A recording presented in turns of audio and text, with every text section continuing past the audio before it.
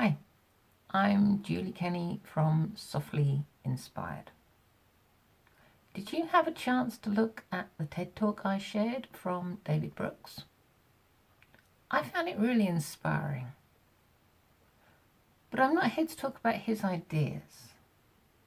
I think he did that perfectly well. But I'm here to talk about some of the techniques he used, or at least one of the techniques he used, to get his message across. He certainly did use a lot of good techniques, but the one I liked particularly was his use of storytelling. He used storytelling in a lot of ways, and storytelling can be really powerful. So let's go through a few of the things that he did. Well, he started with his own story. His story of being at a really low point in life. Did that connect with you in any way? We've all had different experiences, but we've all had at least one low point, sometime, somewhere. Perhaps it was at school, perhaps it was at work, perhaps it was with your family. But somehow when somebody talks about their own low point, sometimes it helps you think about yours and where that led you. So he used that to connect. Now he could have taken the whole 15 minutes talking about his story, but I think we might have turned off a little bit by then. So he did another little trick, and that's to use another story, this time from fiction. He used a story out of the book Captain Corelli's Mandolin.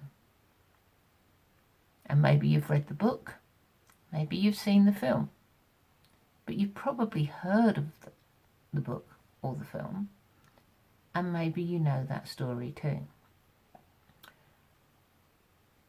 So that was something he could connect with in a slightly different way, but it still brought his message across. And he didn't spend very long on the story, but it was still a story. He then moved on to weave in a whole host of stories from people he met, people he knew, and stories he'd heard. He talked about Kathy and David and their house full of children hugging them.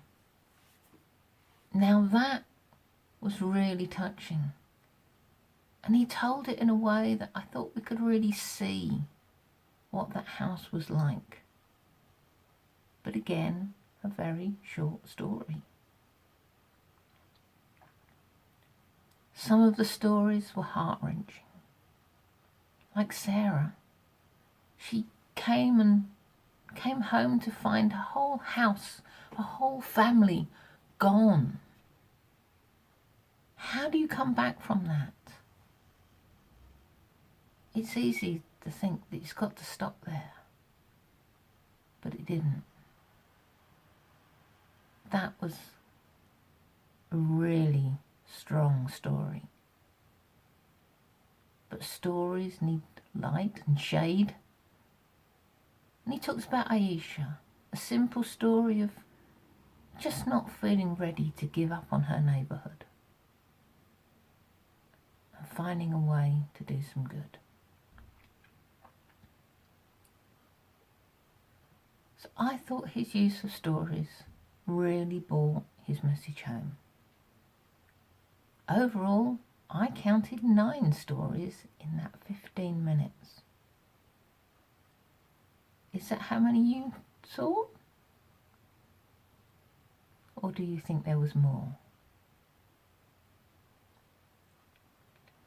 Which ones resonated with you?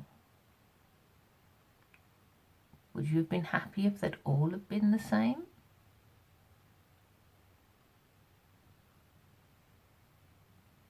So stories really help ideas become visions that can become realities.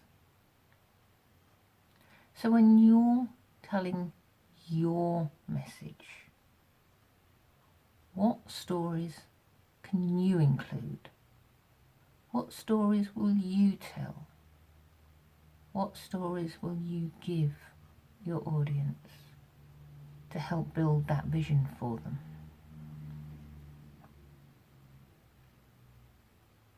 As I say, this is just one of the techniques that David used in his fantastic speech. Maybe it's something else you spotted that you thought really fantastic. I'd love to hear your thoughts. See you soon.